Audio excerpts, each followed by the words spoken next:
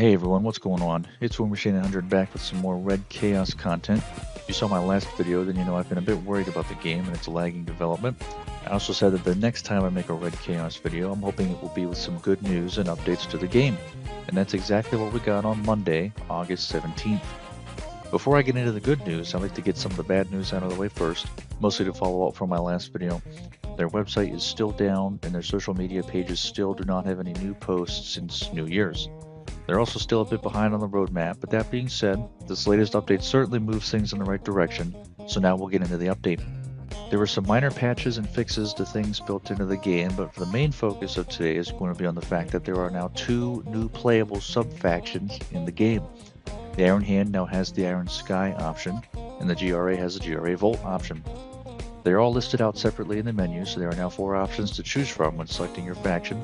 Let's get started with the Iron Sky. The first thing to note here is that the original airfield has been removed and replaced with a new hangar structure. And this thing is huge. This is now the largest structure in the game, and it's not even close. You could fit 2 or more of any of these other buildings inside of this. Its massive size may be worth it though, as it retains all the staple Iron Sky aircraft while adding in 2 new ones, the Razor Wing and the Monster Bomber. Both of these planes are going to take up a slot in your new hangar bay, and there are 3 slots per hangar, so if you want more than 3 of these, you'll need to build more hangars. What makes these planes so special is how they're used. They're specialized bombers that can quickly fly in to destroy ground targets, then they have to return to their hangars to rearm. So you won't be using these for any prolonged engagements in battle, rather they'll be going in and out for focused, coordinated attacks. As a Command & Conquer fan myself, they function very much like the Firehawks from the GDI or the Nod's Vertigo bombers from Tiberium Wars. The major trade-off with these additions is going to come out of your ground vehicles. The Windblade, Hurricane, Inferno Artillery, and Titan tanks have all been removed from this faction. You still have the first 2 from before, as well as the new addition of the Viper. This is a mid-class tank that shoots a steady white laser-like gun at enemy ground units. I do like the addition of the bomber plane type into this faction, but overall, I feel that these sub-faction divisions are a bit lacking. It just seems like the original faction was copy-pasted with a couple things replaced here and there. We basically just got an Iron Hand 2 with half the tanks and 2 extra planes to compensate. And even those are really just one interchangeable plane, as they both kind of do the same thing.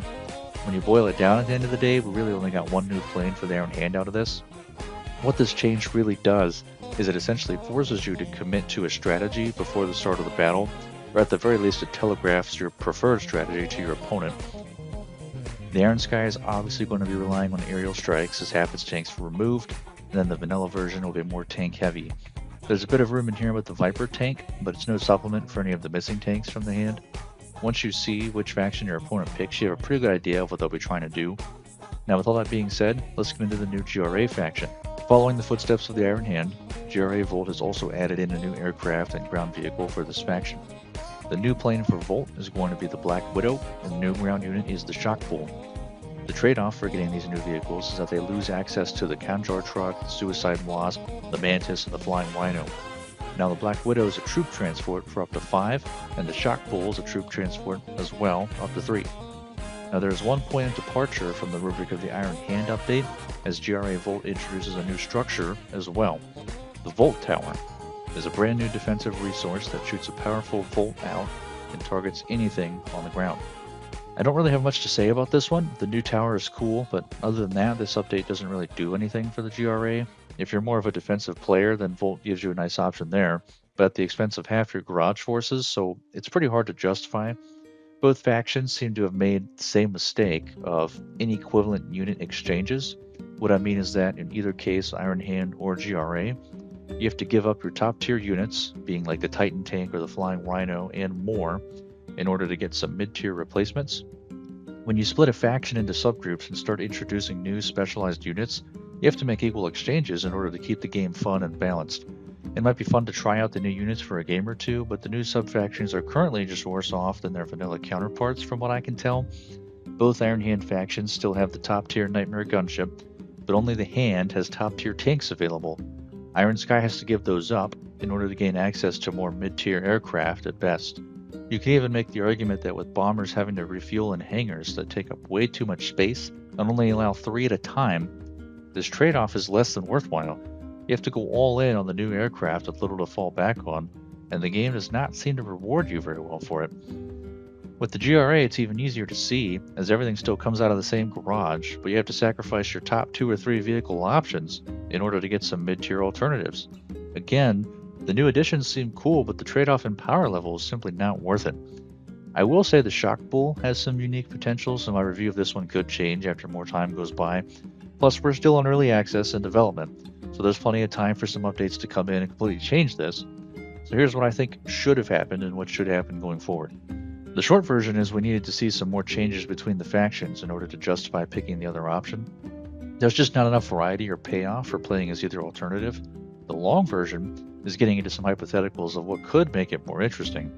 My main point of reference for this is going to be the Tiberium Wars Kane's Wrath expansion, which also introduced multiple sub-factions, but with enough changes to constitute significant differences in play. I see this as a great starting point for the Square Cut team to take some inspiration from. For the changes that were currently made, we just need to see some more variety between the sub-factions of equal value. There could be helicopters, more troop vehicle transport options for Iron Hand, some stealth options to avoid detection. They could use different types of weaponry, different anything really. Getting 2 planes that both do the same thing is a bit of a lackluster shift.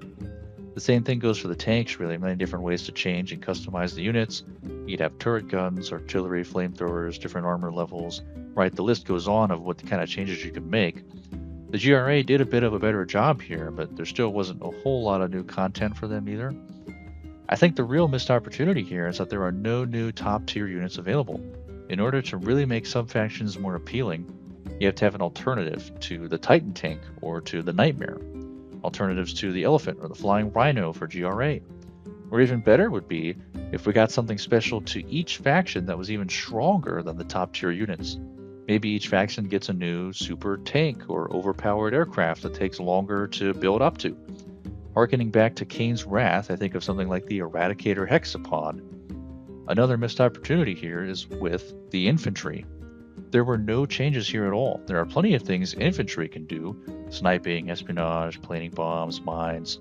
Or, consider this, introducing alternative commando units to the units like Razel or Akol for the commandant of each main faction there.